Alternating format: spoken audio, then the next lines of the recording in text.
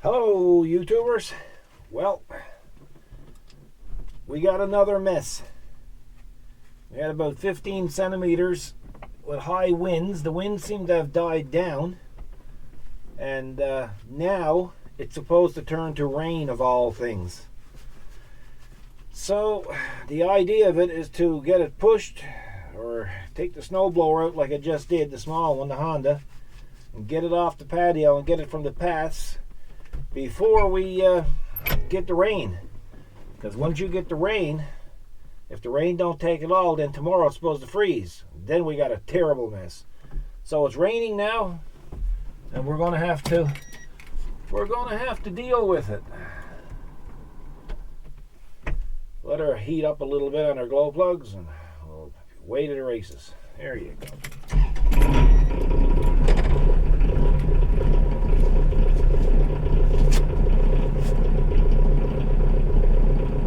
So with this stuff here, you can't take any chances. You got to get at it. You can't procrastinate. If you procrastinate, you're not going to get out of your driveway tomorrow morning. So it's imperative that we do it right.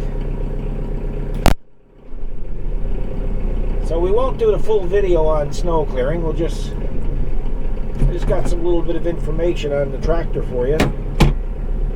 So we'll do that. Let's set up a few things here now. Okay. Hopefully you can see what I'm trying to do here. Maybe I can turn this down a little bit. I get a lot of people, not a lot of people, I get some people saying they don't like the placement of the camera. And then I get other people saying they like the placement of the camera. So I used to stick it here on the windshield here, but then everybody said, well, we can't see you driving it, or we can't see the dash and whatnot. So anyway, let's get to the regular questions that we get from viewers. They say, Paul, what is this?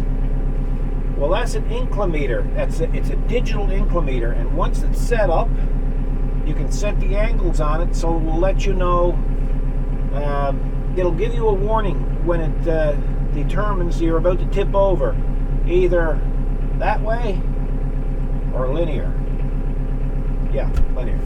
So it's lateral. Yeah. This here is volt gauge. This here is a ambient air temperature, which means that's the outside temperature. Right now in the shop it's 5 degrees Celsius. This here is a cab,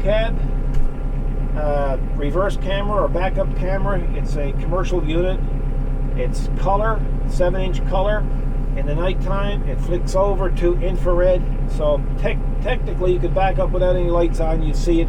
The only thing is it'd be black and white in the nighttime if it's in infrared mode. What is this? This is the sensor for the windshield. That's something that I hooked up to it, and basically it operates the wipers without me having to handle that task. It looks after it for me. And other than that, it's pretty straightforward. So let's start pushing a bit of snow, eh folks? Just make sure that my camera is on, because I can't really see the display there right now. Are we still on? Yep, we're still on. Okay. So let me know what you think about the camera placement. If you think that it's in a bad place, I can change it. And we'll try something else the next time around.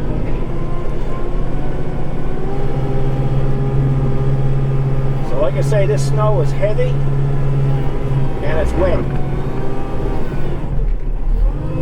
And it's a bit slippery underneath it because we've had some wet weather.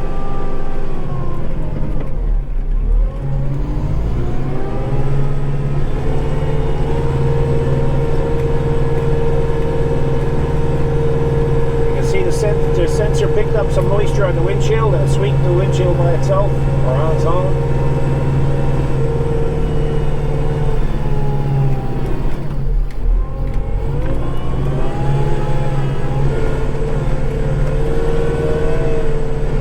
I can still override it if I want to and hit it.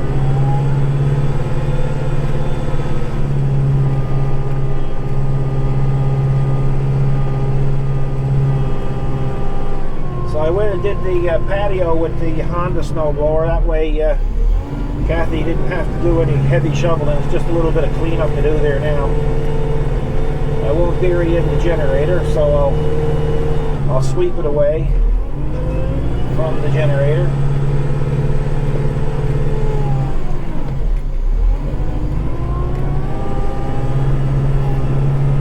So people have been asking me since the last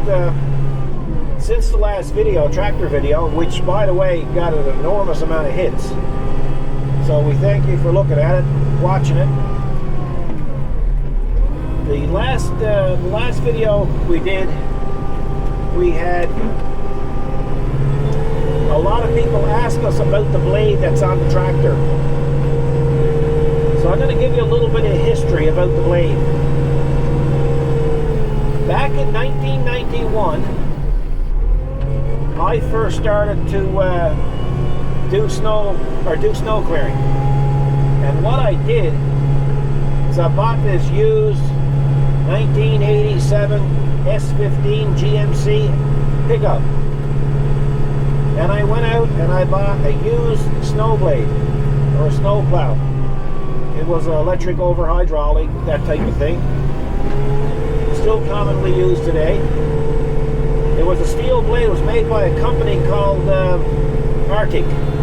Now Arctic Plows is a Canadian company. And when I bought that particular plow, it was probably 10 years old then. So that being said, 10 years old, and I took it, and of course it was an 8-foot blade. So what did I do? It was a steel blade. I had to cut a foot off each side of the blade. So I cut the foot off each side of the blade. I got it mounted to the S15, and I plowed snow commercially with it for 2 years. Now, when 2 years came up, hang on there, folks. So 2 years later, I sold the S15 because I was working at a GM dealership, and they kind of gave me a deal on a pickup truck that I couldn't refuse. So I bought the truck, and of course I took the blade off the S15 and I put it on the full-size 4-wheel drive K-truck,